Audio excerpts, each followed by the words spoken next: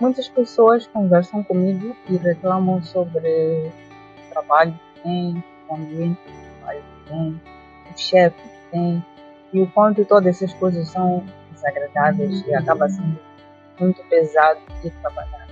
E eu reconheço que pode ser realmente muito difícil trabalhar nessas condições.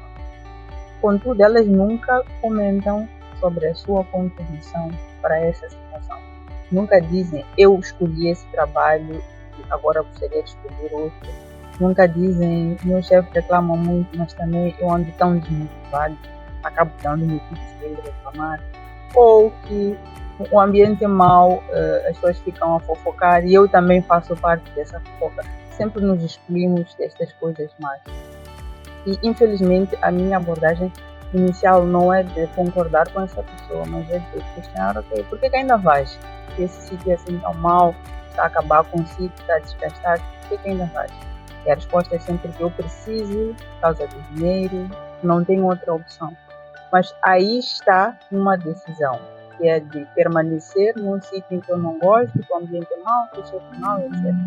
E eu preciso assumir a responsabilidade por essa decisão que eu tomo todos os dias de ir trabalhar.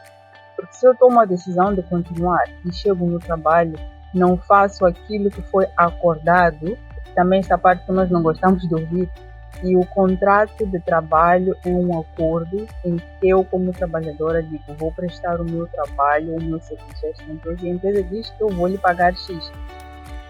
É antiprofissional ou falta de profissionalismo quando eu, depois de aceitar a proposta da empresa, depois de começar a trabalhar, e começo a reclamar das condições que eu mesma aceitei. Mas eu não sabia que o ambiente era mau. Não tinhas como saber estando de fora, tinhas que estar a trabalhar e ver o dia a dia. Mas eu não sabia que o chefe desrespeitava as pessoas. Sim, não tinhas como saber, porque estas coisas só tomamos conhecimento delas quando já estamos lá. Então, mais do que olhar para aquilo que está errado na empresa, primeiro eu tenho de perguntar como é que eu vim parar aqui. É que eu decidi vir aqui, avaliei como sendo aquilo que seria útil para mim e agora já não está a ser útil. Será que a solução é ir para o trabalho só para ir cumprir e chegar lá, falar mal do chefe, falar mal de todos e ir embora sem fazer o mínimo daquilo que eu acordei que ia fazer? Ou é olhar para aquela situação e dizer, eu não escolhi tão bem quanto pensei que estivesse a escolher, agora tenho de desenhar um plano para fazer uma escolha melhor, mas passa por eu primeiro cumprir com aquilo que eu aceitei aqui no lugar onde eu estou, para que eu possa estar em condições de fazer melhor e vender melhor a minha imagem profissional. Porque no final das contas, quando eu vou para uma entrevista de emprego, eu vou vender aquilo que eu estou a fazer no momento. E vai ficar muito nítido se eu estiver aí para uma entrevista de emprego para fugir e não necessariamente para ir contribuir, ou aquela frase famosa que sempre dizemos, à procura de novas oportunidades. Oportunidades de quê? De crescer, de ganhar mais, de aprender.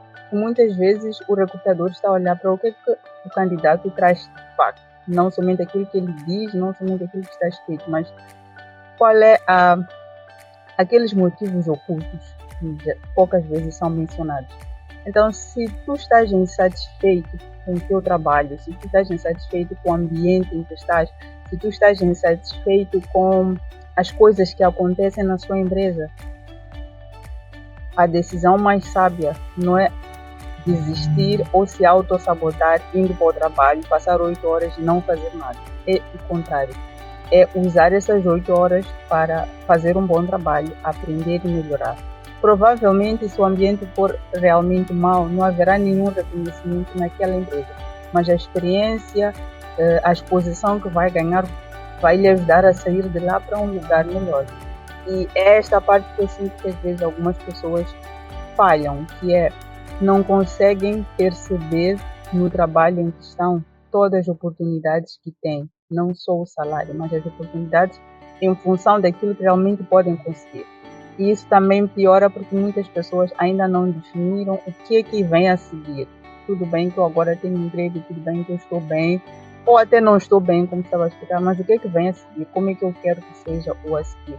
E isso acaba fazendo com que as pessoas sintam-se presas em escolhas que elas próprias fizeram. O outro ponto que eu acho que é importante mencionar é: você se contrataria? Se você fosse contratar um trabalhador, seria Célia a ser contratada do jeito que sabes que a Célia é, que atrasa, que fala mal, que não faz o trabalho, que usa os recursos da empresa para fins pessoais?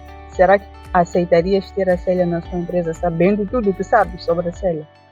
Então, esta é uma reflexão muito dura para alguns de nós, porque faz-nos pensar que estamos a exigir algo que não estamos a dar. E muitos dos que reclamam dos seus chefes gostariam de ser chefes um dia. Muitos que reclamam das empresas têm pretensão de abrir empresa algum dia.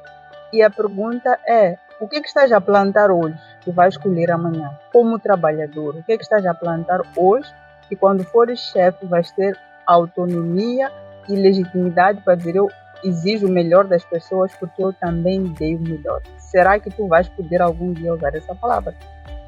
Pense nisso.